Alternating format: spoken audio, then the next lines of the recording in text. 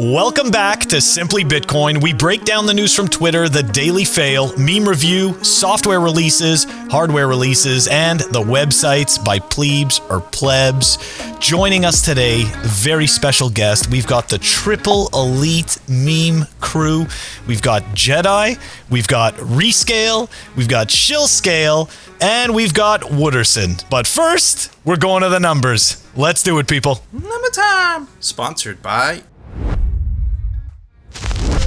Number Time is brought to you by Bitcoin 2022. Get your tickets now. The price rises in 4 days. Take advantage of the link down below for 10% off. At the time of this recording, the block height is 707,160. The Bitcoin price, 60,730.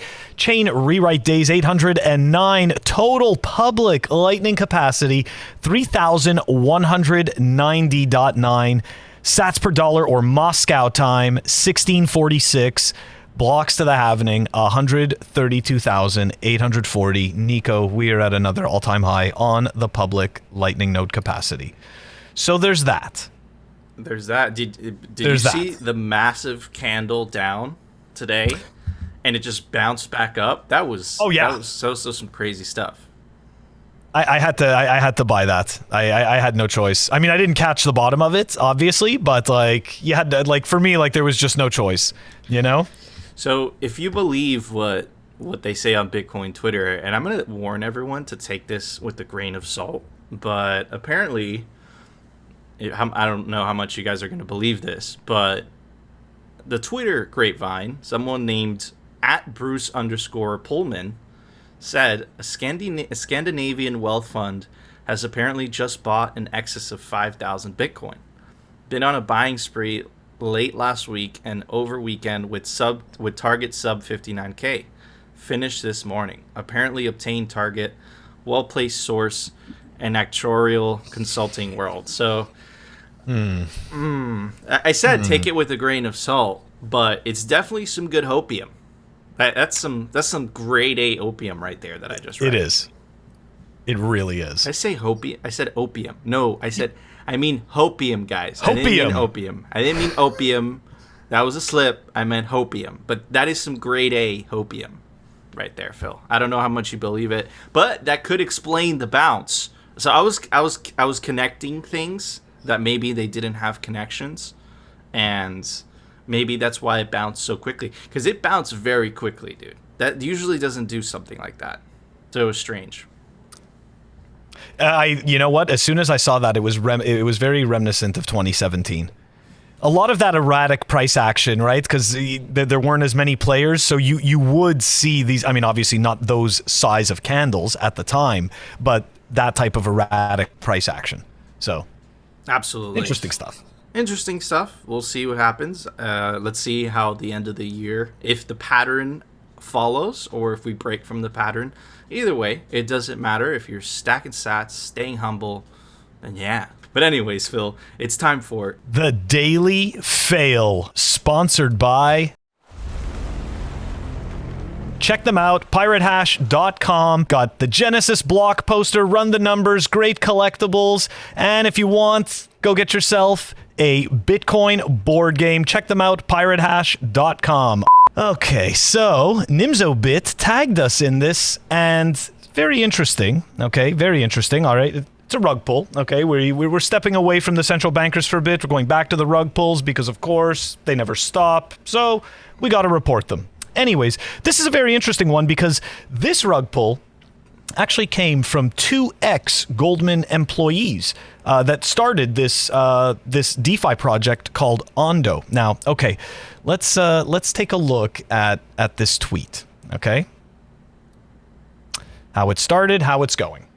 Former Goldman Sachs employee launches DeFi protocol Ondo with $4 million in seed funding. Okay, and okay, instead of going into this for the tweet, we're actually going to go take a look at Reddit. We're going to go take a look at Reddit. Okay. Because I tried finding other sources for this hack, right? I was trying to find, like, if anybody else reported on this, and you could see from Reddit 18 hours ago, another exploit, Ondo Finance hacked and funds drained.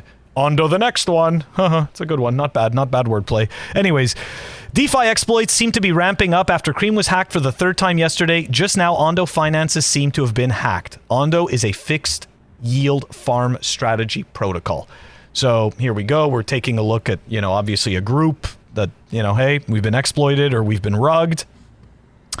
And they give a wallet to watch over here that is supposedly receiving all the funds. Okay. Anyways, seems the hacker called a pause contract, extracted the tokens, and then market sold them. Around 3 million in Convex and 1.2 million in YGG shitcoin seem to have been drained from the protocol. Early analysis seems to suggest the hack wallet is related to the team. So, anyways, this is interesting stuff, okay? This was funny. I have no choice but to scroll down to the comments just to show you the first one. Stick with legitimate DeFi projects. I had to show that. Really? The idea that there's a legitimate DeFi project. So none of it is DeFi. We've already said this 1,000 times. It's CeFi. It's all centralized. There's no such thing as a legitimate DeFi project. There's no such thing as a legitimate DeFi project. Okay? It's not how it works. They're all rug pull technology. Just because they rug pull at a different time doesn't mean that they're legitimate. Anyways, here we go. I really know nothing about Ondo, so we gotta, obviously I had to dive into it. Found this article from August 2017, 2021, right, about the former Goldman Sachs employee launching a DeFi protocol. So let's dive into it. Okay. Check this out. Pantera Capital led the round with Genesis Digital Currency Group. Now, you guys may remember we've covered Pantera Capital in many other of these DeFi projects. They love to fund all of this crap. Okay, and so does Digital Currency Group. Anyways, CMS Holdings and others also participated. You know what the worst part is about that? What's that? Is that they definitely know what they're funding too. They know exactly what they're funding. They know what they're doing, but they're doing it anyways. They don't care. They're getting paid. They're getting to dump their bags before those rug pulls. Mm-hmm. Okay? They don't really care. Those pre-sales. Of course. Man. All right, so here we go. Ondo Finance is a Ethereum-based DeFi protocol that lets users originate loans backed by crypto to earn yield. Yield for what? What is anybody doing besides holding this crap and waiting for the number to go up? Really? Like, let's be honest. You're not building an ecosystem around it. Okay? Nobody's trying to figure out how to use this and how to incorporate it into their real lives. All they're doing is holding a bag and waiting to dump it. That's it. Anyways, lenders and borrowers contribute capital together in Ondo vaults, which use smart contracts to enforce loan provisions. Now, apparently that smart contract isn't very smart, as we saw, right? So, because they already got hacked. Ondo CEO Nathan Allman, a former staff of Goldman's digital asset team, explained how the vault works, using the example of the Ondo USDC ETH Uniswap vault. This is great. Check this out. This vault breaks down the yield earned from providing liquidity to the Uniswap USDC-ETH pool into fixed yield and variable yield positions. Users can deposit into the fixed yield position with USDC and earn a stable yield for a fixed duration, or they can deposit into the variable yield position with ETH and earn leveraged exposure on the yields from the USDC-ETH Uniswap liquidity pool. That's right. None of that made any sense. None of that has a reason to exist except to steal your money. Anyways, Ondo users can invest in both positions in any ratio they choose. Oh, how nice. Creating their own customized return profiles. You hear that, Nico? I wonder, who customized the return profile of getting rug pull? Somebody customized that? Somebody asked for that? They said, you know what? I want this to be a rug pull investment. Such stupidity, these people. Anyways, Ondo's other co-founder, Pinku Serena, was a vice president at Goldman Sachs in a technology team. Serena led Goldman's blockchain research and development team, providing the technical expertise for these initiatives. How to rug pull. My white paper. Here we go. We think DAOs are the best organizational structure to align community incentives with the future success of the protocol, as well as to promote transparent and distributed development and decision making. Does that sound like mental masturbation? It does. Well, that's because it is. Anyways, these guys, they just sound like every single BS board of director person that puts some useless crap in front of you and tells you that it must work because they say so. Anyways, another rug pull, another, sad set of bag holders that are hopefully going to figure out that Bitcoin is the only real game in town if you actually want to be able to store your money and your value and have it be censorship resistant. What are your thoughts, Nico? It's fascinating because it's very, Goldman Sachs, right? The overcomplicated language that doesn't need to be overcomplicated, but it's purposely that way. So as to think that these people are a lot smarter than they are, right? And it just reminds me a lot of the fiat system. So DeFi crypto culture is just fiat culture without the regulations, right? But it's the same degeneracy of theft and, screwing everyone over, everyone goes. But in the Bitcoin system, Bitcoin network, Bitcoin culture, everyone wins. It's just, are you going to, are you going to get off, the fiat standard? Are you going to, do the transition? Because the transition is really hard, right? Because, it just takes time mentally. But in the Bitcoin culture, Bitcoiners, is, even though we get labeled as toxic, we're some of the nicest people. We're always willing to help, or most of the Bitcoiners, right?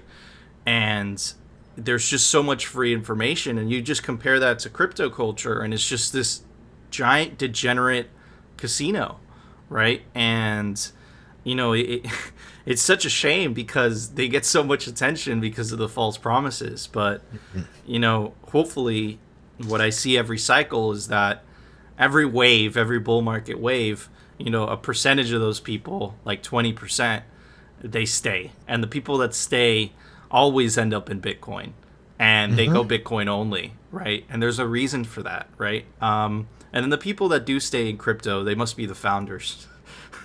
Or that 1 in 1,000 guy that got lucky, putting his money on the right number of the roulette wheel. So, and anyways, I'm going down this journey in my head, I think. But anyways, what are you guys called? We had the meme lords here. No, the triple elite meme crew.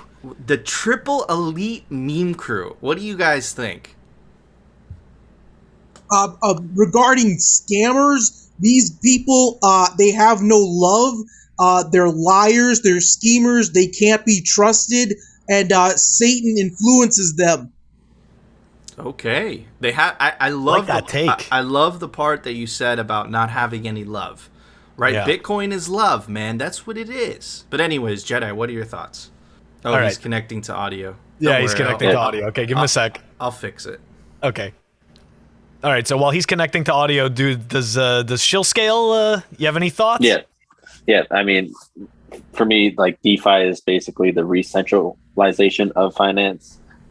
Just putting lipstick on a pig, just finding another way to devalue your time and effort. Really 100%. Well said. Lipstick on a pig. No wonder you're good at memes, bro. I like that. I perfectly visualize that in my head. I'm going to pop it up on screen and everything. Very good description. Forever a bat. What do you think? Are you really a bat? Really?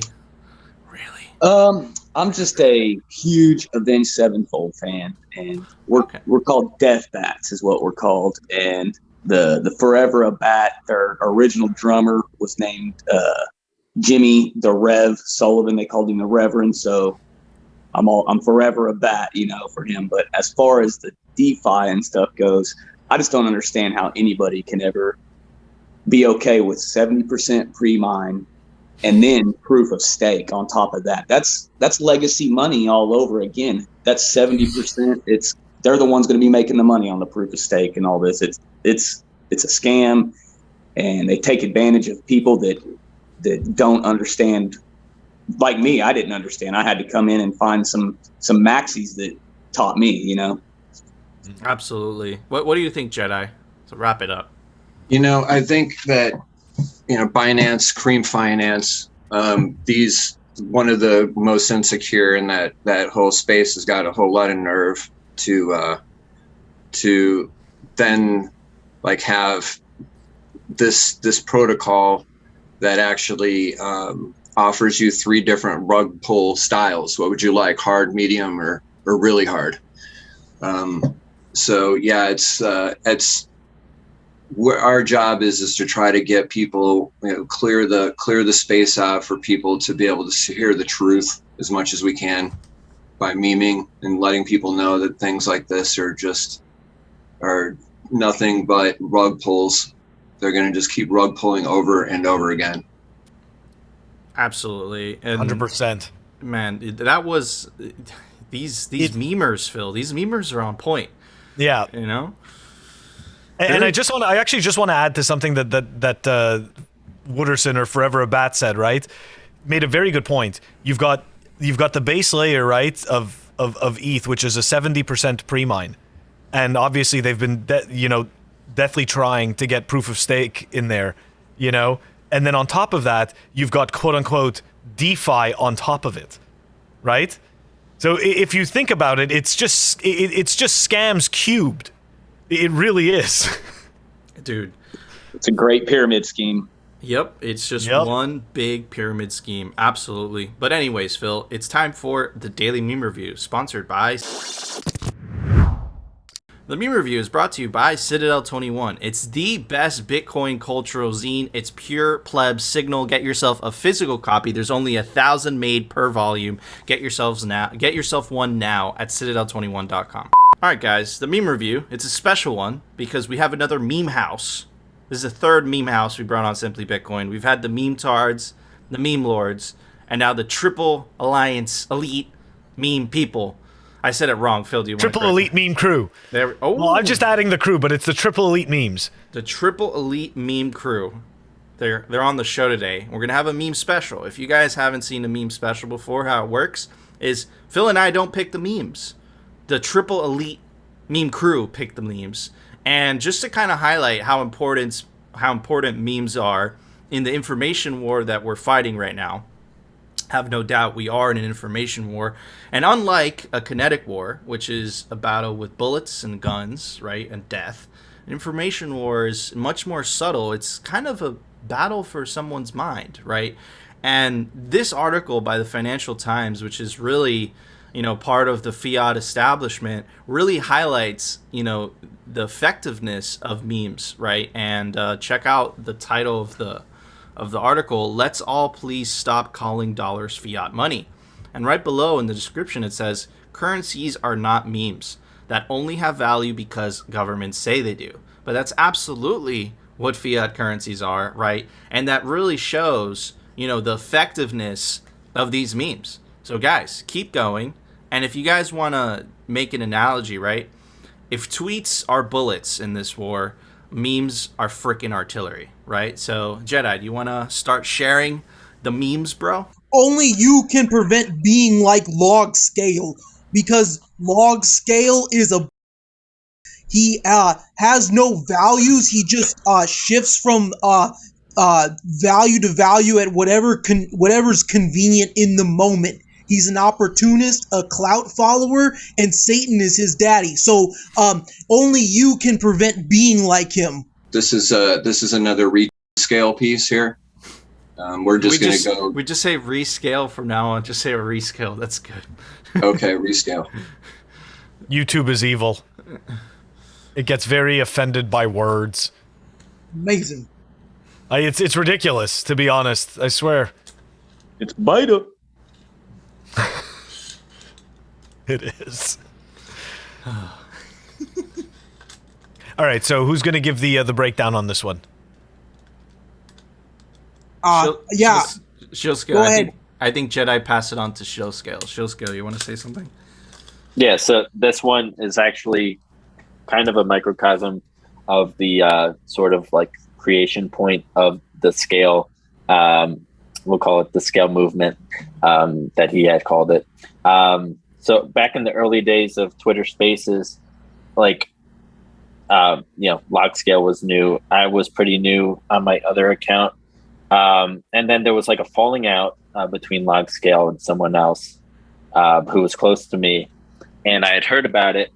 And I was like, all right, I got to kind of push back on this guy because he's chasing clout now. And just to like be like the other voice on the other side of the aisle. So I created Clout Scale. The reason why that account doesn't exist, well, it does exist, but it's not me, is because he started like shilling for politicians. So I became Shill Scale. And the purpose of this meme is, he's kind of stringing along Bitcoin Twitter away from the toxic maxis, but Bitcoin Twitter still has the eye on the toxic maxis, and kind of yearns for the maximalism to continue to be toxic.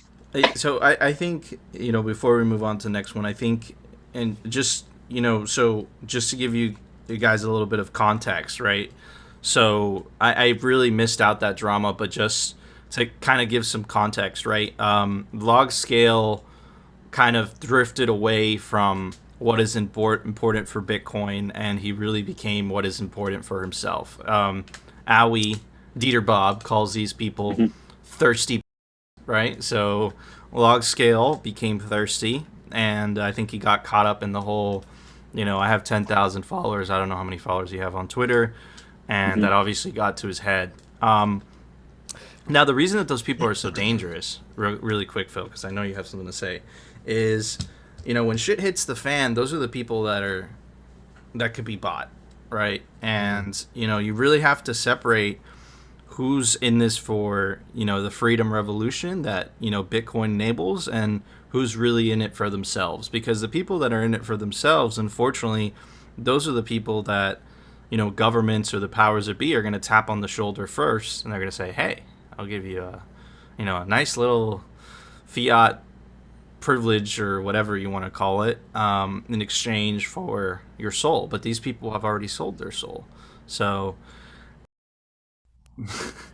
exactly. So Jedi, you want to move on to the next one? Okay, so I just want to point out though, for the log scale stuff, when I first started to notice him, it was because toxic, fellow Bitcoiners were essentially shitting in his threads, because he was trying to pull together this narrative that somehow, us being toxic is somehow bad for Bitcoin and just a giant turnoff and this and that. And anyways, I don't know, but I got to say that when I first got into Bitcoin, the toxic maximalists were the ones that were making me second guess my stupid shitcoining decisions. And I'm actually here today because I was, humble enough to pay attention and be like, you know what? I obviously have no freaking clue what I'm doing, and I need to take a step back. Anyways. So this is obviously the machines from Star Wars. Yeah, this is one of mine, obviously. It's amazing. Thanks. And this is Mike Alfred, who's also part of. Let's go back to Logscale just for one moment, because the two of these guys work together. But Logscale was just another pleb like all of us, just chilling in the spaces, and the spaces weren't corporatized in any yet at that point. We hadn't seen a lot of people jumping in there with the full on shill, right? But we saw people coming where we could just, people can detect this at different stages of when they're coming in. These multi-tiered marketing teams, they'll change out. There'll be groups of them. It'll be much harder to actually recognize what's happening. He ended at that time. It was at the very beginning of when they decided that they were going to offer ticketed spaces. And some of our favorite people were some of the typical panelists. And I really didn't want to see them get put behind this paywall where everybody didn't have access to the same knowledge. Just because I've seen shelves of academic materials just disappear from the libraries over time. I just didn't want to see this happen, so I vocalized it. I put it into a tweet in which I got a whole lot of heat for. At that same time as when, and Shill and I have been friends for this whole period of time, and we're all around this, right? So that's how the birthing of the scales happened. I backed off a little bit because I thought it would probably hurt them more than it would, because they didn't block me, and I didn't want them to use me as an excuse. So I fell into my own scale, right? And then essentially, you can use it. We use anyone can be a scale. Everyone is. Everyone should be memeing. It cuts right through like a knife, right to the heart of the problem. So we welcome everybody to Triple Elite Memes. We're a decentralized memeing group. Absolutely, man. And we're not. Just to kind of, add to your point, I think, that's why they're so effective, right? And you kind of see this with, anytime the European Central Bank or, the Bank of International Settlements, like they have a tweet and you just scroll through the comment section and it's just a bunch of memes, bro. And they're absolutely hilarious. And you see that they get more engagement than the original tweet, right? And it kind of touches by what you were saying, right? A meme is only effective if they're truthful, because if they're not truthful, you're not going to understand what the meme has to say, or you'll understand within a fraction of a second that meme was really propaganda, right? That's what they were trying to get across, right? So I think that the most effective memes are truthful memes, and I think that in order to, to really be tied to the truth is you kind of need to use a money that's anchored to the truth, and that is Bitcoin. But Jedi, why don't you show us the next one? So, who made this meme? Yeah, we're as bad as the Taliban. Yeah. Who made this meme? Describe it to us. Yeah, so the context around this meme in particular was Mind Over Matter. He basically just put it out there. He asked someone to make a meme of like ETH guy, but with the Litecoin logo, where he's just crying. And the context of the tweet is like, there's still somebody holding Litecoin. So I put this one together for him just to, kind of blend the two shit coins together. But yeah, it actually fared pretty nicely for him. And yeah, it's actually one of my favorite ones that I put together. All of my memes are all, Photoshopped. It's a great piece of art. Why don't we move to the next one, and that'll be the last one. This one is by Wooderson, and he can come up and explain this. And this includes Soy Scale, who hosts our spaces typically most nights, as some of the others do. But yeah, go ahead, Wooderson. Yeah, this is just the play on, going back to the original days of the spaces, when we were, to be honest, I used to listen to Log. I was one of them that, he used to be kind of like one of us. We all used to sit in there and have a good time in spaces. And then he started going after the clout and all that good stuff. And now he's competing for spaces against Soy. He's coming into our spaces to announce that he's going to do a space. And I just did this meme to show him that, Soy's his puppet master. Man. So wait a second. He shows up in your space to announce that he's going to have a space? Yeah, we have space wars. We're back and forth in spaces. It's great. He comes into our space and, we talk to him. It's a very, very interesting dynamic that is happening on Twitter Spaces. Oh my gosh, man! There's so much signal in those Twitter Spaces. There really is. If you cut through all the noise, there's so much signal there, and I really recommend a lot of you to just join Twitter and even if you don't even if you don't want to participate in Bitcoin Twitter, just jump into these spaces because there's so much things that you can learn, and just random people just jump in there. But man, listen, I think you guys are doing a fabulous job, kind of contributing to Bitcoin in your own way. Really, to use Owie Dieter Bob's famous line, to point out the thirsty and to make the thirsty pay.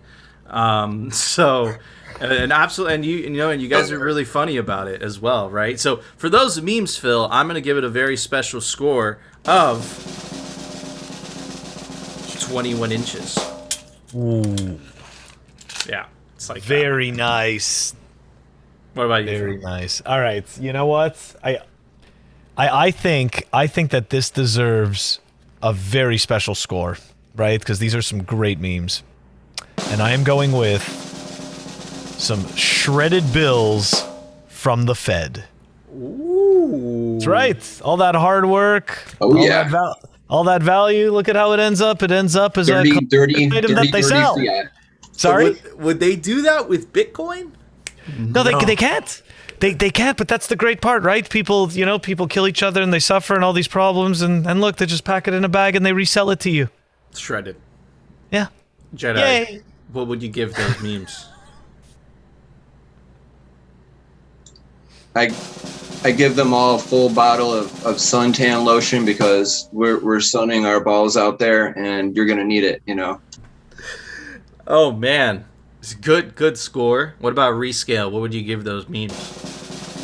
I would give those memes 5 amazings out of 5. 5 out of 5. 5 amazings out of 5. Shill scale. What would you give those memes? I'd have to agree with rescale. 5 amazings out of 5. Ooh, okay, 2 5s for 5s. We got it a full suntan lotion and forever a bat. What would you give those memes? I'd give a 12-pack of PBR myself. What's a BBR? Pat's Blue Ribbon, baby. Oh my god. Or the lowbrow. That's awesome. Awesome scores by the Triple Alliance meme crew. Super awesome. We got 3 meme crews now on Bitcoin Twitter. Super crazy. Super happy to have you guys on. But anyways, audience people, we want to know, do you agree with our scores? Do you agree with everyone's scores? Let us know down in the comments. And of course, join our Telegram group. Link us some memes to review because it's a Bitcoin meme review. But anyways, Phil, it's time for the Daily News, sponsored by... The Daily News is brought to you by Cloaks. Get yourself a 3D printed Bitcoin grenade and take advantage of the link down below for 5% off anything on the store, cryptocloaks.com. We did talk a lot about those, and we did a lot of soul searching to actually test our analysis. And we are confident that Bitcoin is sound money. It's the... So I thought this was a serious video, but apparently it's a meme. But I'm definitely going to keep it in there because it's funny as F. But the signal there is you have the head of the European Central Bank. That is a convicted criminal, I might add. And she said that they did a lot of soul searching.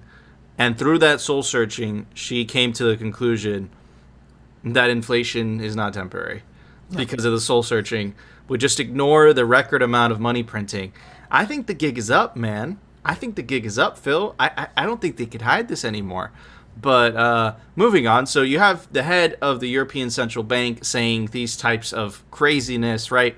And it's kind of dark, especially if you're still on a fiat standard. But if you're on a Bitcoin standard, right, you know, it's a lot more hopeful on this side. Before we get to that, right, this is the year-to-date inflation in commodities is absolutely wild. Now, commodities is really interesting because it's just like Bitcoin, right?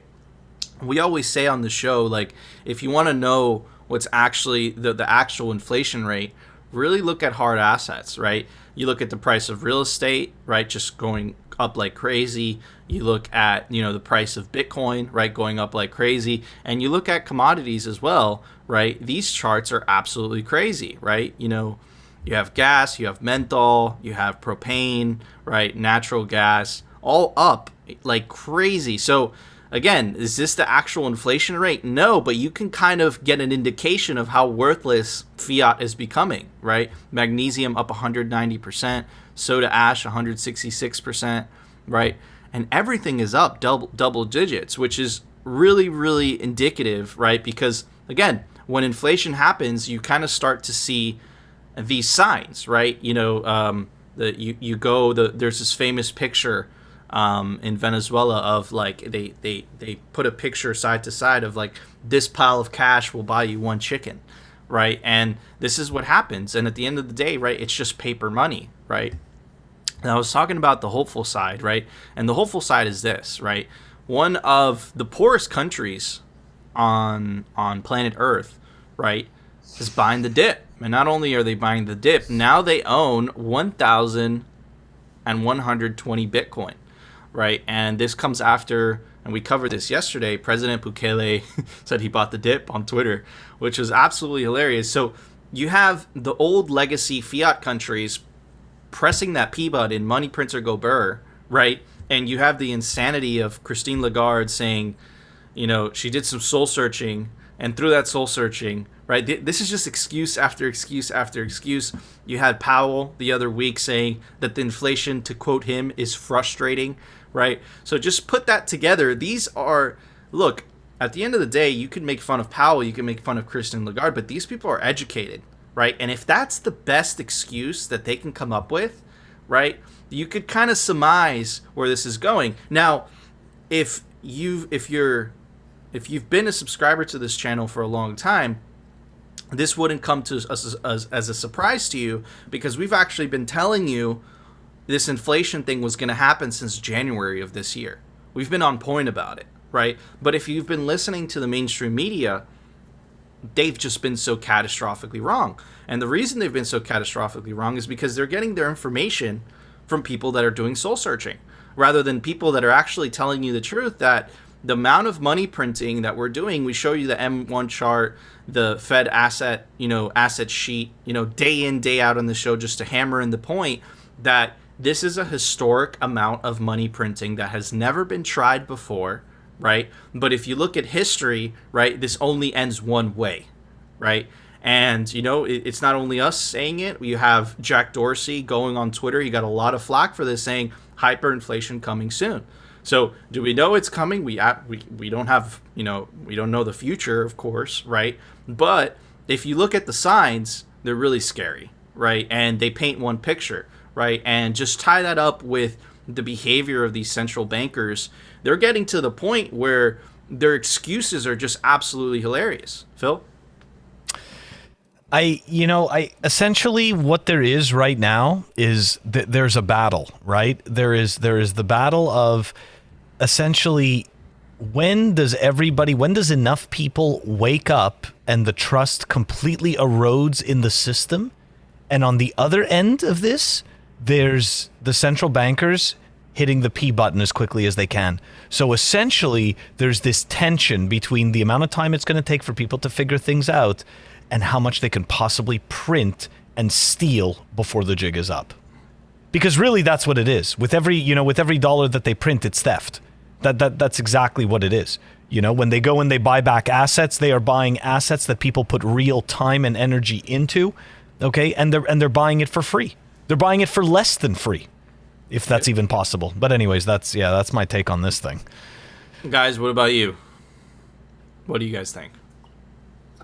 Like, for me, like I did a lot of research into like the Federal Reserve.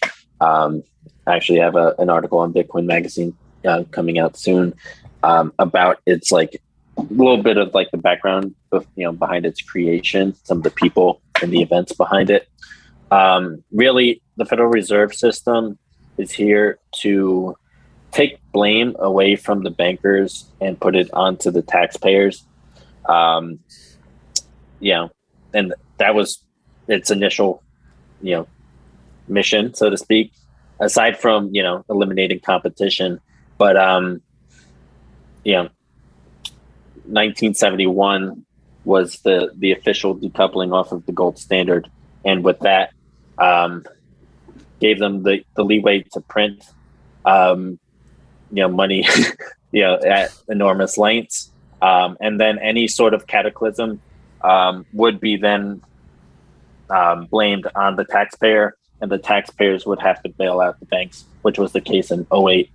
And I mentioned this in the article, but the white paper that Satoshi wrote was that ultimate pushback on the Federal Reserve System. And they know it. And I think they're going to, go the CBDC route and ultimately devalue the currency further that way, while also maintaining that surveillance and control over the taxpayer. It's really up to us as Bitcoiners to get more Bitcoiners stacking, in a way that's, appropriate for them. But yeah, overall, Bitcoin is our pushback against this establishment. It is our hope in financial freedom and sovereignty for everybody. Absolutely, it's really the only way out. But any one of you have any other thoughts? Yeah, I do. Much like log scale, these people are evil. They can't be trusted. They're here to steal your wealth, and Satan is their daddy. Amen. I couldn't have said it better myself. But moving on, and then I'll get... Oh, Jedi, you wanted to say something? Yeah, I'm just going to jump in and say a shout out to Abolito on that deep troll fake that he shot there with Christine Lagarde. It was good. That was absolutely genius. Normally, I'd be kind of upset about it because, we're trying to provide some signal, but we have a meme crew on today, so... It was fitting. It definitely was. Abolito will appreciate this for sure. Absolutely. It was definitely fitting, to say the least. But moving on. All right, guys, you know the drill. You're not new to Simply Bitcoin. Murphy's Law. Anything that can go wrong will go wrong, and something definitely went wrong. I had to restart my computer. But anywho, check out this misinformation from Steve Hanke the Panky. Top 10,000 individual investors in Bitcoin control 1/3 of Bitcoin in circulation, while the top 10% of miners control 90% of Bitcoin mining capacity, with about 0.1% controlling 50% of mining capacity. Now, that's what I call concentration. Now, here's the thing. I think Steve Hanke grew up in an era where you used to be able to say something, and people weren't able to debunk the narrative, right? So, and that's what we do here on Simply Bitcoin. Now, wealth distribution in the United States, right? The top 10% of the United States hold about 77% of the wealth, meaning they hold the dollars, right? Or the dollar equivalent in assets. So, if you look at the wealth distribution, which, mind you, I'm not, that's something that doesn't really, I don't believe in that sort of thing. But, I think that this is a talking point, right? Top 10,000 individual investors in Bitcoin control 1/3 of Bitcoin in circulation, right? If you compare that to this, right, where the top 1% of the United States controls about 38% of the wealth, top 10% holds about 77% of the wealth, right? Which one's worse, right? And I think that that's something, that these fiat bankers, I think that they've been used to operating in such a world for so long, and now they're finally getting into contact with the internet, right? And the internet's just absolutely taking these guys to school. Now, of course, there's going to be some people on Twitter that are, they're just not doing their own research, and they're going to believe in the propaganda. But this propaganda tells me that we're winning. It tells me that they're worried, and it's so easy to debunk it so quickly. And I think Steve Hanke is an evil person because he knows this, right? And even though he knows this, he retweets this kind of garbage article anyway. And the reason he does that is because he's worried. Bitcoin is a threat to him, to his system, to anything that he's ever studied, where his professorship. Bitcoin just puts all of that on its ass, right? And it's a better system. But it doesn't matter that it's a better system to him. It doesn't matter that it's more inclusive, right? It doesn't matter. He just wants to kill it anyways because it's a threat to him, right? And I think that's very fiat mentality. What do you think, Phil? I just think that people like Steve Hanke are hatched. That's what I think. He just like, I mean, look, those talking points, you know, that they think that they have, right? The top 10,000 individual holders and you know, and this and that. The reality is that he's kind of missing. He's focusing on one piece, but he's being incredibly disingenuous, because the reality is that regardless of any of those things, none of that equals more control in Bitcoin. Whereas in the fiat system, the numbers that you showed, those charts that you showed, they do equal more control in the system. They do equal being able to do things. Let's face it, right? I don't even remember who said this, but you know, it doesn't matter. Like, what was it again? It's like, it doesn't matter who. It doesn't matter who makes the laws as long as I print the money, or you know, something like that. Like, I don't know if it was Rockefeller, Rothschild, or you know, one of these people that are behind the scenes that you never hear about in the news, but that control everything, but that don't, supposedly. But like, look, they understood that. They understood that the people that print the money, they control everything. So Steve Hanke, he's just another agent that's hatched to sit there and be like, hey, that's true, Bitcoin's evil, we need to stick with this current system. Then you go slaving off back to your garbage job, right, that we have, and you continually make less and less value for the money. I could tell you right away that the average raise didn't even come close to inflation this year. Okay? So this is psychotic crap coming from the most spoiled, stupid people in our society that have zero grasp on reality. Steve Hanke has no frickin' clue what it's like to earn a buck. Okay? He has no idea what it's like to actually churn out true labor for $1. Okay? He's a paper human. And the people that he represents, they are paper people. None of them exist in reality. Yeah, it's all theoretical garbage. And Jedi, you want to tie it up?